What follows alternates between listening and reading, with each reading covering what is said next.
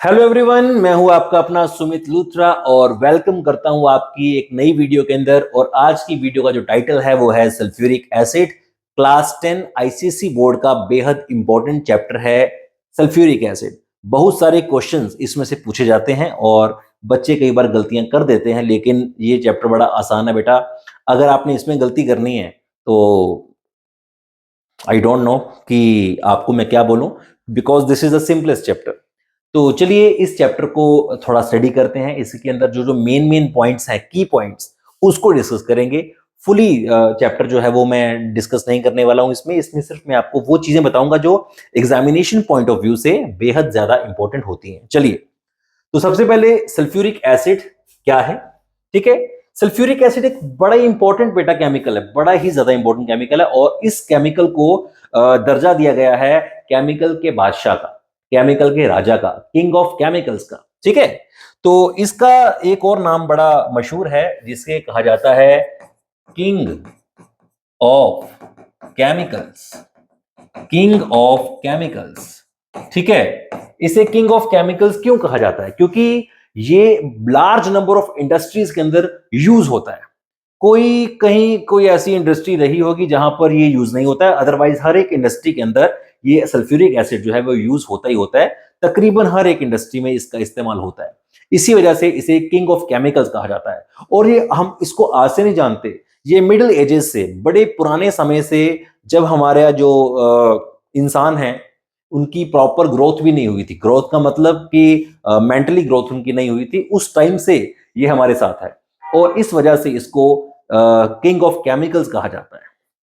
ठीक है, इसके अलावा इसको एक और नाम से जाना जाता है, that is oil of vitriol. ठीक है, ऑयल ऑफ विट्रियोल क्यों कहा जाता है? इसके दो कारण है। पहला, इसकी जो अपीयरेंस है वो काफी थिक है, विस्कस है, ऑयली है। और ये ऑयली अपीयरेंस की वजह से इसे ऑयल ऑफ विट्रियोल कहा जाता है। और विट्रियोल ये क्यों कहा जाता है? क्योंकि इसकी जो उत्पत्ति हुई थी सबसे पहले, वो हुई थी ग्रीन विट्रियोल से। ठीक है, ग्रीन विट्रियोल तो आपको पता ही होगा, FeSO4.7H2O, इसे ग्रीन विट्रियोल कहा जाता है। ठीक है, तो जब हमने ग्रीन विट्रियोल के क्रिस्टल्स को हीट करा, सबसे पहले जब हमने इसको हीट किया, तो हीट करने पर हमें क्या मिला? इसको मैं दो से यहां पर बैलेंसिंग के लिए यूज कर रहा हूं। हमें मिला Fe2O3, साथ में SO2, साथ में SO3, साथ में 7 वाटर, सॉरी 7 नहीं, 14 वाटर, 14H2O हमें यहां पर मिलते हैं। और इसमें अब आप बोलोगे कि सल्फ्यूरिक एसिड तो आया नहीं। तो बेटा ये जो SO3 है, ये जो SO3 है, ये वाला, और ये जो वाटर है, ठीक है, ये SO3 इस वाटर में डिसॉल्व हो जाती है और हमें तब मिला था पहली बार सल्फ्यूरिक एसिड। ठीक है, ये जो SO3 थी, SO3, इसने वाटर के साथ मिलकर बना दिया था H2SO4।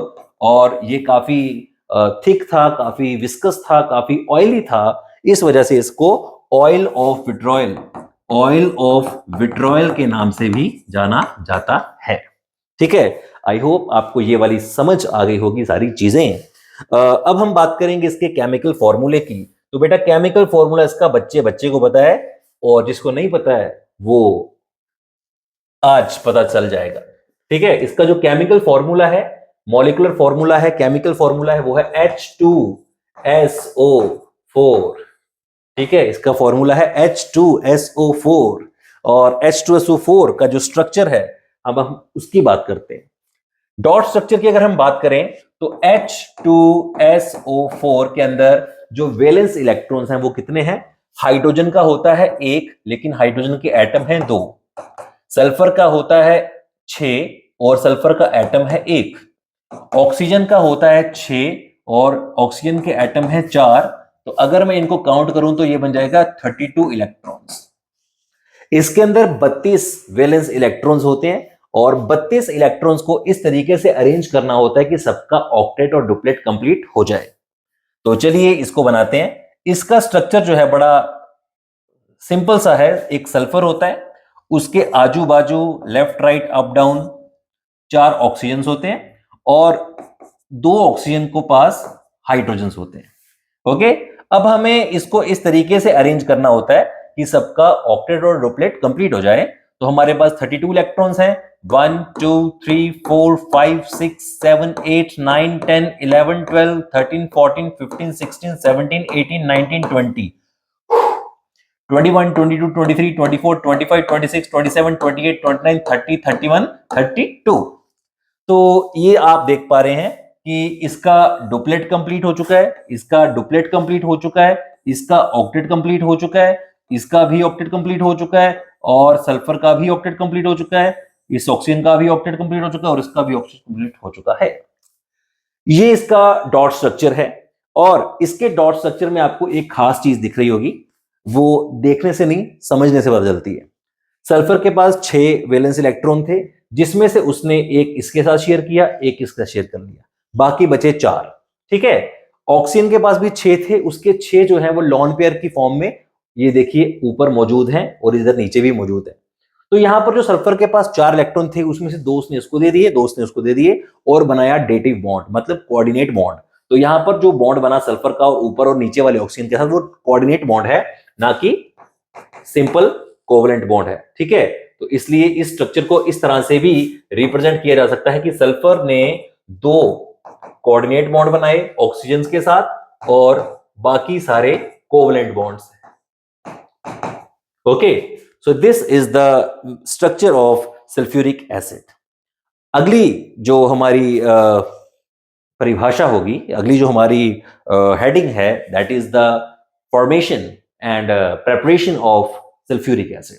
तो चलिए अब हम देखते हैं कि सल्फ्यूरिक एसिड को लेबोरेटरी में, इंडस्ट्री में किस तरीके से बनाया जाता है।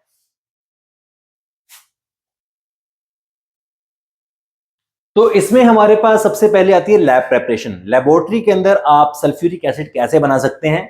इसमें सबसे पहला मेथड क्या है कि SO2 गैस लीजिए, उसको पानी के अंदर घोल दीजिए, और उसके बाद उसको एयर दीजिए, हवा दीजिए, ऑक्सीजन दीजिए, और आपके पास बन जाएगा सल्फ्यूरिक एसिड। ये हमारा पहला तरीका है। अगर आपने ये काम नहीं करना है तो एक और मेथड है हमारे पास, सल्फर डाइऑक्साइड लीजिए, उसको वाटर के अंदर डिसॉल्व करिए और क्लोरीन गैस पास करवा दीजिए, you will get sulphuric acid, साथ में मिलेगा HCl। अगर आपके पास क्लोरीन नहीं है तो ब्रोमीन ले लीजिए, आपको HCl की जगह ये HBr मिल जाएगा, लेकिन सल्फ्यूरिक एसिड आपको इसमें भी मिल सकता है। और इसके अलावा एक बड़ी इंपॉर्टेंट है, नाइट्रिक एसिड के साथ आप सिंपल सल्फर जो होता है, प्योर सल्फर, उसके साथ आप उसके ऊपर डाल दीजिए नाइट्रिक एसिड। नाइट्रिक एसिड क्या है? एक बहुत ही ज्यादा स्ट्रॉन्ग ऑक्सीडाइजिंग एजेंट है। इसकी ऑक्सीडाइजिंग प्रॉपर्टीज की तो बेटा लोग कसमें खाते हैं। ठीक है, ये बेहतरीन ऑक्सीडाइजिंग एजेंट है, और वो सल्फर को ऑक्सीडाइज कर देगा सल्फ्यूरिक एसिड में। ठीक है, ये सल्फर को सल्फ्यूरिक एसिड में ऑक्सीडाइज कर देगा।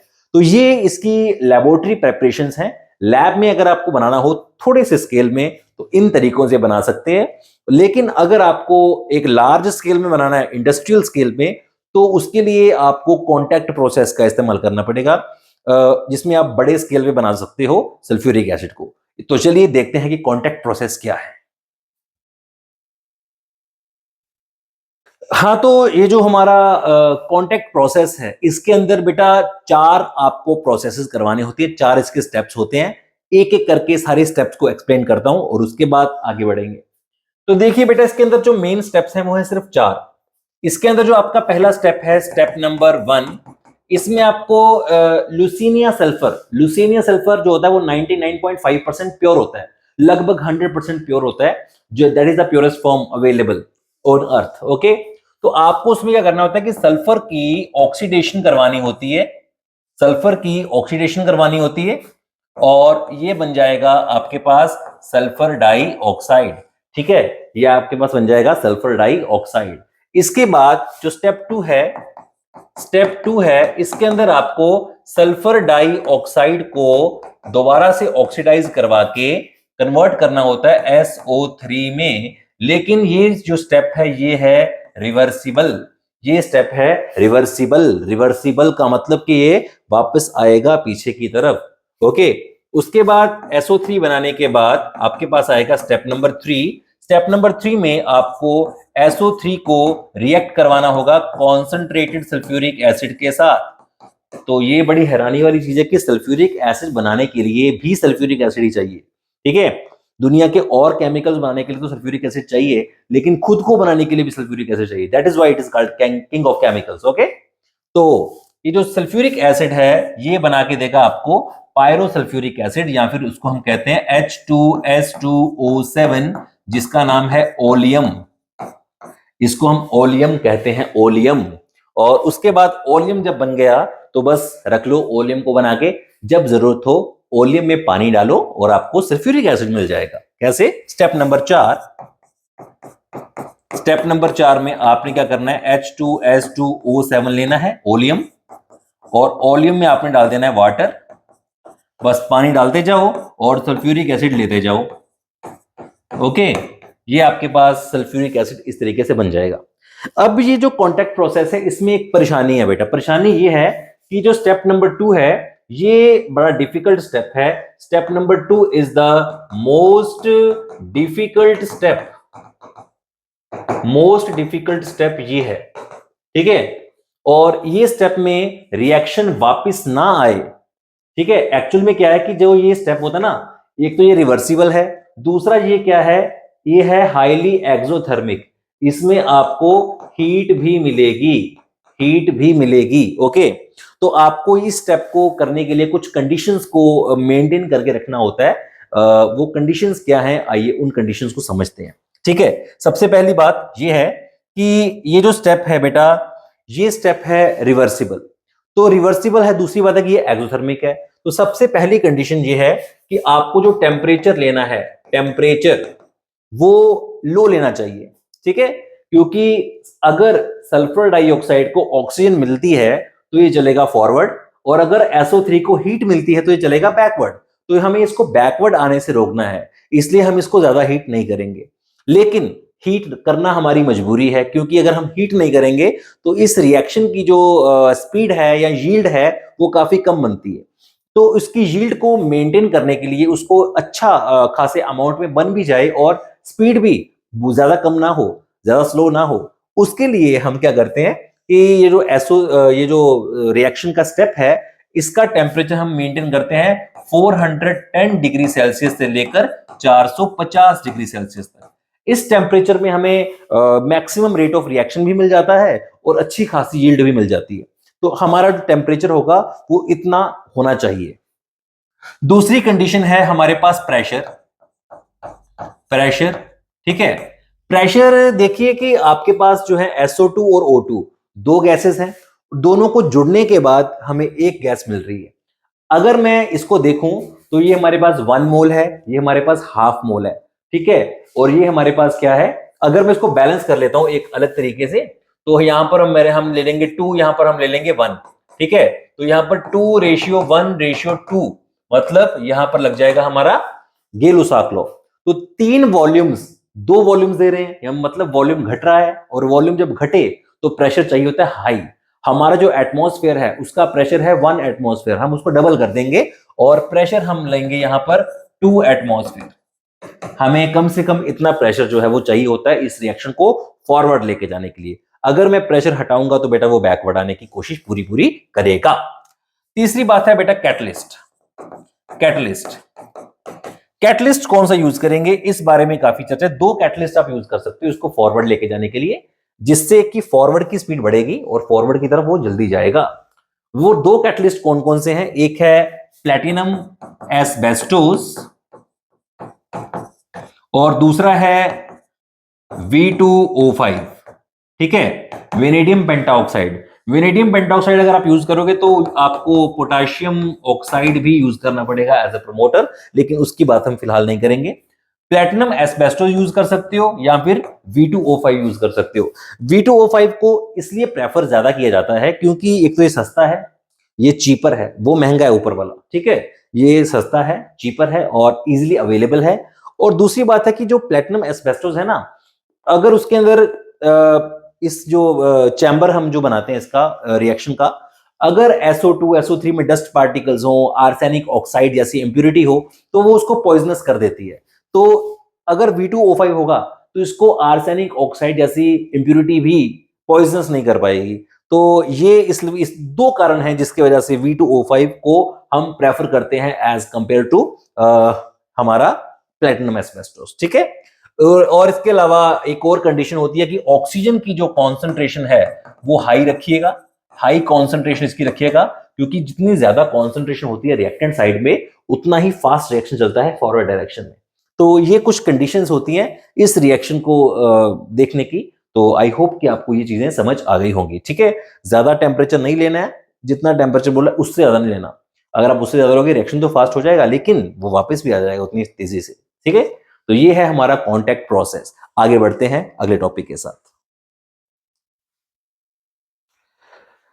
इसके बाद बेटा बात करेंगे इसकी फिजिकल प्रॉपर्टीज की। इसकी जो फिजिकल प्रॉपर्टीज है वो बेहद इंपॉर्टेंट है और आपको पता होनी भी चाहिए, क्योंकि अगर कल को आप इसको हैंडल करोगे तो आपको इसका पता होना चाहिए, ठीक है। तो चलिए इसकी जो फिजिकल प्रॉपर्टीज है उसको समझते हैं। सबसे पहली बात है कि ये कलरलेस है, इसका कोई रंग नहीं होता है बेटा, इसकी कोई स्मेल नहीं होती है, ना कोई ऑर्डर ना कोई कलर, लेकिन इसका जो टेस्ट है वो होता है खट्टा, ठीक है। खट्टा खट्टा खट्टा, लेकिन इसको आप टेस्ट नहीं करोगे, ठीक है। इसको टेस्ट नहीं करोगे, हाँ, लेकिन पता होना चाहिए कि ये खट्टा होता है, ठीक है। अगर टेस्ट करना है तो कोई वीक एसिड ले लो, नींबू ले लो, सिरका ले लो, विनेगर जो होता है, ठीक है। उसको आप टेस्ट करके देख लो कि कैसा इसका टेस्ट होता है। लेकिन सल्फ्यूरिक एसिड से तो आपको दूर रहना चाहिए, क्योंकि इट इज हाईली कोरोसिव। ये इसकी प्रॉपर्टी है, फिजिकल प्रॉपर्टी, इसका जो नेचर है वो काफी कोरोसिव है। कोरोसिव का मतलब कि अगर आप इसको स्किन पे डालोगे तो स्किन को ब्लैक कर देगा, ये स्किन को साड़ देगा पूरा, ठीक है, जला देगा। और इसका जो बॉइलिंग पॉइंट है वो है बेटा 338 डिग्री सेल्सियस, काफी हाई है, और जिसकी वजह से नॉन वोलेटाइल भी होता है। और इसकी जो डेंसिटी है वो काफी भारी भरकम है। पानी की डेंसिटी है 1 ग्राम पर ml, इसकी है 1.85 ग्राम पर ml, मतलब ये वाटर से 0.85 ग्राम गुना ज्यादा हैवी होता है। ये सॉल्युबल है पानी के अंदर, पानी में घोलोगे तो घुल जाएगा, किसी भी प्रोपोर्शन में इसको घोल लो, it is soluble in water because it can form hydrogen bonding with water. उसके बारे में बाद में बात करेंगे। नॉन कंडक्टिंग, अगर ये प्योर फॉर्म में है तो ये नॉन कंडक्टिंग होगा, इसमें से इलेक्ट्रिसिटी पास नहीं करेगी, क्योंकि प्योर फॉर्म में ये आयंस नहीं देता है, ठीक है। और जब ये डाइल्यूट फॉर्म में होगा तो ये गुड कंडक्टर होगा इलेक्ट्रिसिटी का, क्योंकि डाइल्यूट फॉर्म में इसके पास आयंस होंगे। कैसे बनेंगे आयंस, देखिए H2SO4 देगा 2H पॉजिटिव और SO4 2 माइनस। तो ये आयंस उसको मिलेंगे कब, जब वो डाइल्यूट फॉर्म में होगा तब। इसके अलावा एक और चीज है कि ये एजियोट्रॉप फॉर्मेशन करता है, एजियोट्रॉप फॉर्मेशन करता है ये। एजियोट्रॉप्स क्या होता है, इसको कहते हैं कांस्टेंट बॉइलिंग पॉइंट मिक्सचर्स, ठीक है। अगर मैं 98.5% एसिड लूं, बाकी पानी ले लूं और इसको हीट करूं तो 338 डिग्री पर ये दोनों एक साथ बॉईल होंगे। ऐसा नहीं होगा कि पानी का बीपी अगर बॉइलिंग पॉइंट अगर 100 है तो वो 100 पे बॉईल हो जाएगा, ऐसा नहीं। ये दोनों एक साथ ही बॉईल होंगे, वेपर्स में और सोल्यूशन में, दोनों में इनकी जो प्रोपोर्शन है वो सेम रहेगी, उसको बोलते हैं एजियोट्रॉप्स। तो ये इसकी फिजिकल प्रॉपर्टीज का एक दृश्य था। आई होप कि आपको समझ आ चुका होगा। अब हम बढ़ते हैं इसकी अगली जो प्रॉपर्टीज हैं, यानी कि केमिकल प्रॉपर्टीज की तरफ। चलिए आगे बढ़ते हैं। हमारे पास जो अगला टॉपिक है वो है chemical properties of sulphuric acid. देखिए बेटा, जो सल्फ्यूरिक एसिड है ये दो फॉर्म में होता है हमारे पास, एक होता है डाइल्यूटेड फॉर्म में और एक होता है कॉन्सेंट्रेटेड फॉर्म में। जो ये डाइल्यूटेड फॉर्म होती है ये एसिडिक होती है, ठीक है। और जो कॉन्सेंट्रेटेड फॉर्म होती है it is not an acid. ये बात सुनने में अजीब है कि जो कॉन्सेंट्रेटेड सल्फ्यूरिक एसिड है it is not an acid, ठीक है। आइए समझते हैं कि जो सल्फ्यूरिक एसिड है हमारे पास H2SO4, ये बेटा हमारे पास दो फॉर्म्स में प्रेजेंट होता है। एक होता है हमारे पास डाइल्यूटेड फॉर्म में, ठीक है, डाइल्यूट H2SO4, और दूसरा होता है कॉन्सेंट्रेटेड H2SO4 यानी कि प्योर फॉर्म के अंदर, ठीक है। डाइल्यूट सल्फ्यूरिक एसिड में पानी होता है और कॉन्सेंट्रेटेड में पानी नहीं होता है या बहुत कम होता है। तो जो डाइल्यूट सल्फ्यूरिक एसिड होता है उसके अंदर आपको H पॉजिटिव और SO4 2 नेगेटिव जैसे आयंस देखने को मिलते हैं, ठीक है। लेकिन जो इसके जो कॉन्सेंट्रेट है इसके अंदर कोई भी आपको आयन देखने को नहीं मिलेगा। इस वजह से हम ये कह सकते हैं कि ये जो कॉन्सेंट्रेटेड सल्फ्यूरिक एसिड है it is not an acid, ठीक है, due to absence of ions, due to absence of ions, इसके पास आयंस ना होने की वजह से ये एक एसिड है ही नहीं। ओके, तो इसलिए जो केमिकल प्रॉपर्टीज रहेंगी वो डाइल्यूट एसिड जो है वो शो करेगा अपनी एसिड्स की केमिकल प्रॉपर्टीज, और इसकी जो प्रॉपर्टीज हैं वो अलग होंगी, इसकी जो प्रॉपर्टीज हैं वो अलग होंगी। ठीक है, और ये आपको मैं बता दूं कि ये एक डाई बेसिक एसिड है, डाई बेसिक एसिड है, ये डाई बेसिक एसिड। जो सल्फ्यूरिक एसिड है वो क्या है बेटा, एक डाई बेसिक एसिड है। कैसे है ये डाई बेसिक एसिड, आइए इसको भी समझते हैं। आपके पास है H2SO4, सबसे पहले ये क्या करेगा, एक H पॉजिटिव रिलीज करेगा और बनाएगा HSO4 नेगेटिव। उसके बाद HSO4 नेगेटिव दूसरा H पॉजिटिव रिलीज करेगा और बनाएगा SO4 2 माइनस। तो ये बारी बारी करके दो H पॉजिटिव जो है वो रिलीज कर देता है, तो that is why it is a dibasic acid, और ये दो H पॉजिटिव कैंस हमें देता है। ओवरऑल अगर मैं लिखूं, ओवरऑल H2SO4 जो है वो हमें देगा दो H पॉजिटिव और SO4 ट्वाइस नेगेटिव, क्योंकि ये और ये हम काट देंगे। ओके, तो ये एक डाइबेसिक एसिड हो गया हमारे पास। आगे बढ़ते हैं। इसके बाद बेटा जो डाइल्यूट सल्फ्यूरिक एसिड है वो हर वो प्रॉपर्टी शो करेगा जो केमिकल जो एसिड शो करते हैं। अब एसिड कौन कौन सी प्रॉपर्टी शो करते हैं उसको भी देख लेते हैं। Chemical properties shown by acids. तो सबसे पहले हमें इस बात का पता है कि जो एसिड होता है अगर मैं उसको एक्टिव मेटल के साथ रिएक्ट करवाऊं तो हमें क्या मिलेगा, एक सॉल्ट मिलेगा मेटल का, साथ में हमें मिलेगी हाइड्रोजन गैस। ठीक है, अगर किसी भी एसिड को, ये जो मैं लिख रहा हूं ना, ये मैं हर एसिड के लिए लिख रहा हूं, कॉमन एसिड्स के लिए, ये मैं सल्फ्यूरिक एसिड के लिए नहीं लिख रहा हूं। इसके बाद मैं आपको सल्फ्यूरिक एसिड का करके दिखाता हूं सारा सिस्टम। अगर इसको मैं मेटल के ऑक्साइड के साथ रिएक्शन करवाऊं किसी भी एसिड को, तो हमें क्या मिलता है, सॉल्ट मिलता है, साथ में पानी मिलता है। अगर मैं किसी भी एसिड को मेटल के हाइड्रोक्साइड के साथ रिएक्ट करवाऊं, हाइड्रोक्साइड के साथ रिएक्ट करवाऊं, तो मेरे को सॉल्ट मिलेगा, साथ में वाटर मिलेगा। अगर मैं किसी भी एसिड को मेटल कार्बोनेट के साथ रिएक्ट करवाऊं, कार्बोनेट, तो मेरे को क्या मिलेगा, सॉल्ट मिलेगा, वाटर मिलेगा और CO2 मिलेगा, गैस मिलेगा। या फिर अगर मेरे पास बाइकार्बोनेट होगा तो भी मेरे को सेम चीज ही मिलने वाली है। अगर मैं किसी भी एसिड को मेटल के सल्फाइड के साथ रिएक्ट करवाऊं तो क्या मिलेगा, सल्फाइड, तो मेरे को मिलेगा सॉल्ट प्लस H2S मिलेगा। अगर मैं किसी भी एसिड के मेटल सल्फाइड के साथ रिएक्शन करवाऊं तो मेरे को सॉल्ट तो मिलेगा ही मिलेगा, साथ में क्या मिलेगा, H2O, साथ में SO2 सॉरी। तो ये कुछ कॉमन प्रॉपर्टीज हैं एसिड की। ये सारी की सारी प्रॉपर्टीज डाइल्यूट एसिड शो करता है। डाइल्यूट सल्फ्यूरिक एसिड कॉन्सेंट्रेटेड नहीं करता है, सिर्फ डाइल्यूट एसिड शो करता है। आइए इसको देखते हैं रियल में। ठीक है, जैसे मैंने डाल दिया H2SO4 को मैं डाल देता हूं सोडियम के अंदर। ठीक है, तो मेरे को क्या मिलेगा, Na2SO4 plus H2O, sorry H2 मिलेगा, सॉरी। ठीक है, अगर मैं H2SO4 को मेटल ऑक्साइड के साथ रिएक्शन करवाता हूं, मान लीजिए मैंने करवा दिया कैल्शियम ऑक्साइड के साथ इसका रिएक्ट करवा दिया, तो मेरे को मिलेगा कैल्शियम सल्फेट प्लस H2O। अगर मैं हाइड्रोक्साइड ले लेता हूं H2SO4 प्लस MgOH2, तो क्या मिलेगा, MgSO4 मिल जाएगा, साथ में मिल जाएगा वाटर। अगर मैं इसको किसी भी मेटल कार्बोनेट से रिएक्ट करवाता हूं H2SO4 प्लस Na2CO3, तो मेरे को क्या मिलेगा, Na2SO4 plus H2O plus CO2।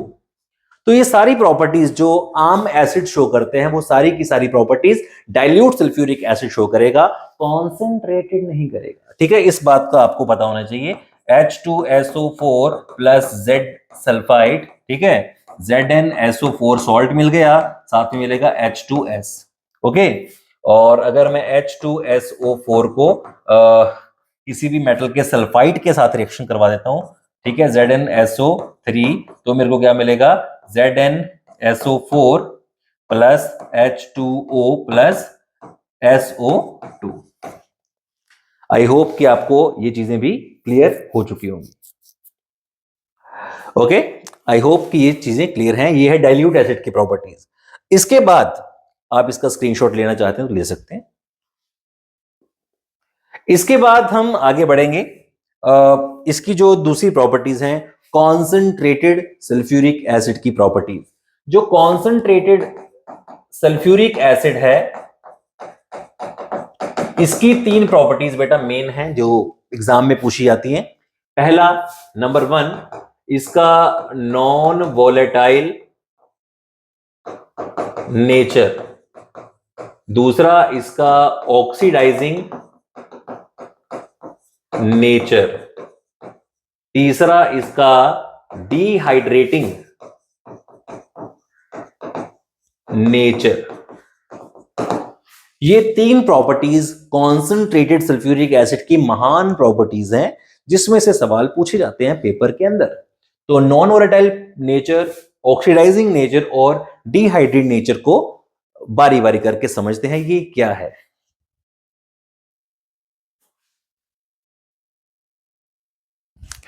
तो हमारे पास जो कॉन्सेंट्रेटेड सल्फ्यूरिक एसिड है, इसका जो नॉन वोलेटाइल नेचर है, नॉन वोलेटाइल नेचर, उसके ऊपर आज हम बात करने वाले हैं। तो देखिए कि जैसे हमारे पास सल्फ्यूरिक एसिड होता है कॉन्सेंट्रेटेड, इसका जो बॉइलिंग पॉइंट है, बॉइलिंग पॉइंट वो काफी ज्यादा होता है, लगभग 338 डिग्री सेल्सियस। इस टेम्परेचर पे जाकर वो अपने बॉईल होना शुरू करेगा। यानी कि ये आमतौर पे रूम टेम्परेचर पर तो भाई नॉन वोलेटाइल होगा, इसकी कोई भी आपको वेपर्स नहीं देखने को मिलेंगे। तो आपको क्या करना है, इसका इस्तेमाल एक इसी प्रॉपर्टी का इस्तेमाल करना है। आप इससे वोलेटाइल एसिड्स के सॉल्ट बना सकते हो, वोलेटाइल एसिड्स बना सकते हो। कैसे? आपको एक सॉल्ट लेना है जो कि वोलेटाइल एसिड का होगा। वोलेटाइल एसिड मतलब जैसे HCl हो गया, CH3COOH एसिटिक एसिड हो गया, HNO3 हो गया, ठीक है, ये सारे वोलेटाइल हैं। वोलेटाइल का मतलब कि ये उड़ जाते हैं हवा में, तो हमें वैसे इनको उड़ाना ही है। इनको उड़ाने का काम करेगा हमारा कॉन्सेंट्रेटेड सल्फ्यूरिक एसिड। कैसे करेगा आइए समझते हैं इसको। एक सॉल्ट ले लीजिए HCl का, मान लीजिए ले लिया मैंने NaCl ले लिया या KCl ले लिया, ठीक है।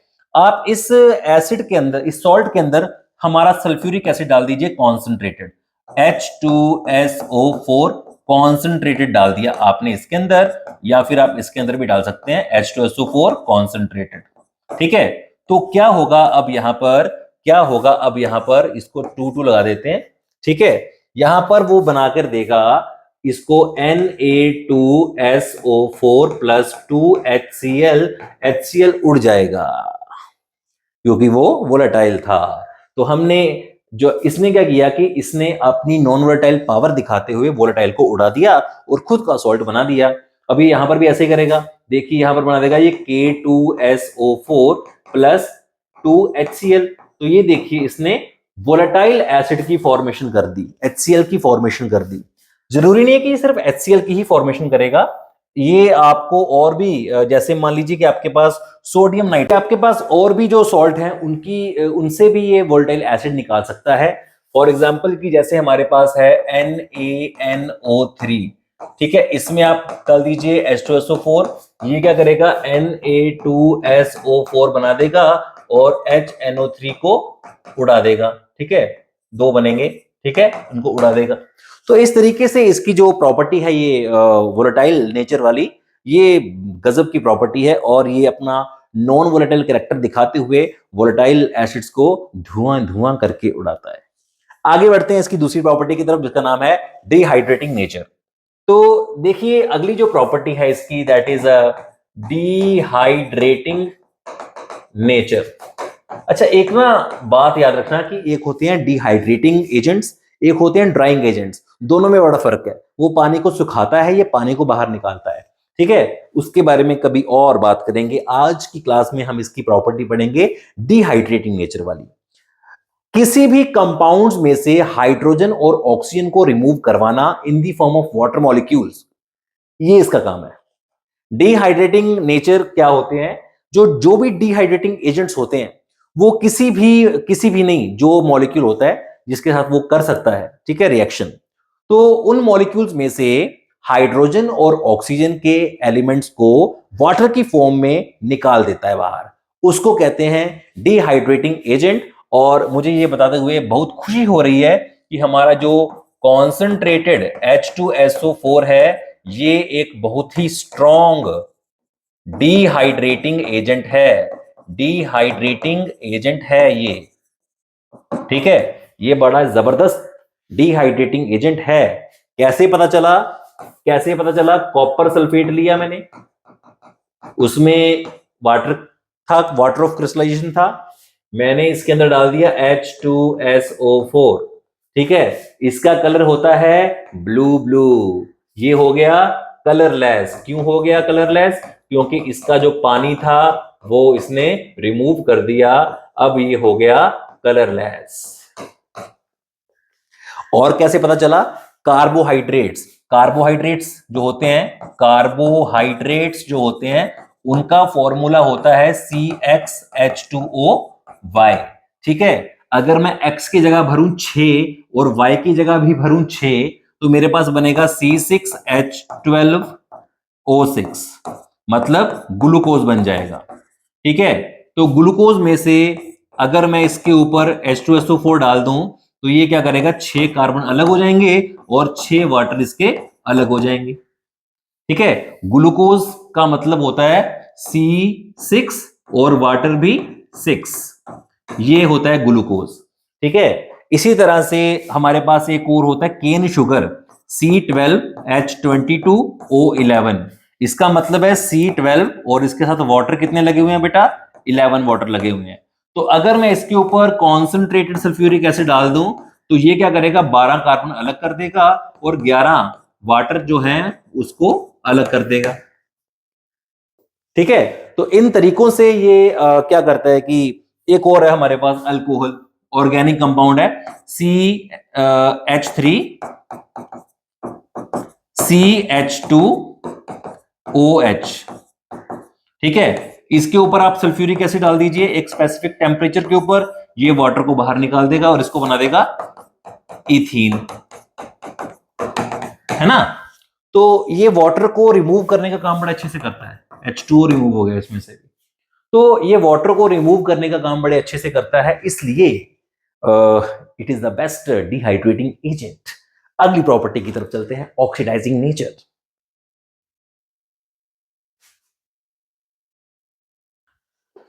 जो सब्सटेंस दूसरों को ऑक्सीडाइज करे और खुद की करवा दे रिडक्शन, उसको कहते हैं ऑक्सीडाइजिंग एजेंट। और मुझे ये बताते हुए बेहद खुशी हो रही है कि हमारा जो कॉन्सेंट्रेटेड सल्फ्यूरिक एसिड है ये एक बेहतरीन ऑक्सीडाइजिंग एजेंट है। ये खुद की रिडक्शन करवाता है और दूसरों को ऑक्सीडाइज करता है। क्यों करता है? क्योंकि ये जो सल्फ्यूरिक एसिड है ये जब डिकम्पोज होता है तो इसमें से निकलते हैं नेसेंट ऑक्सीजन्स, नेसेंट ऑक्सीजन्स। ये नेसेंट ऑक्सीजन प्रोवाइड करता है दूसरों को, अपना ऑक्सीजन उतार के दूसरों को देता है कि ले लो और ऑक्सीडाइज हो जाओ और ऑक्सीडाइज हो जाओ। और इस प्रकार ये बहुत बहुत सारे कंपाउंड्स को, एलिमेंट्स को ऑक्सीडाइज कर देता है। आइए इसकी एक झलक मैं आपको दिखाता हूं। जैसे आपके पास है कार्बन, एक बार मैंने इसको कार्बन के ऊपर डाल दिया H2SO4 के साथ, ठीक है, इसने कार्बन को ऑक्सीडाइज करवा दिया कार्बन डाइऑक्साइड में। एक सल्फ्यूरिक एसिड का मॉलिक्यूल एक ऑक्सीजन छोड़ रहा है, हमने यहां पर 2 लिए हैं तो ये 2 ऑक्सीजन छोड़ेंगे, दोनों ऑक्सीजन कार्बन ग्रैब कर लेगा और बना देगा CO2। इसके अलावा वाटर, वाटर और SO2 तो बचेगा ही बचेगा, ठीक है, वाटर और SO2 तो बचेगा ही बचेगा। इसका तो आपको पता ही है कि ऊपर वो दे रहा है 2 वाटर और 2 SO2 हमारे पास आ जाएंगे। इसी प्रकार से अगर मैं देखूं कोई मेटल है, मान लीजिए हमारे पास है कॉपर, कॉपर के ऊपर मैंने जब डाला H2SO4 कॉन्सेंट्रेटेड तो इसने बना दिया कॉपर सल्फेट। क्या बना दिया?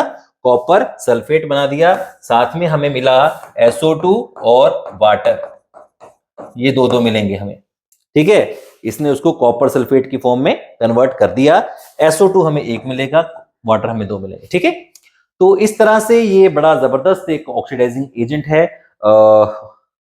आई होप कि आपको ये जो सल्फ्यूरिक एसिड है ये सारा कुछ समझ आ गया होगा। और इसके बाद इसका एक लास्ट टॉपिक रहता है इसके यूजेस।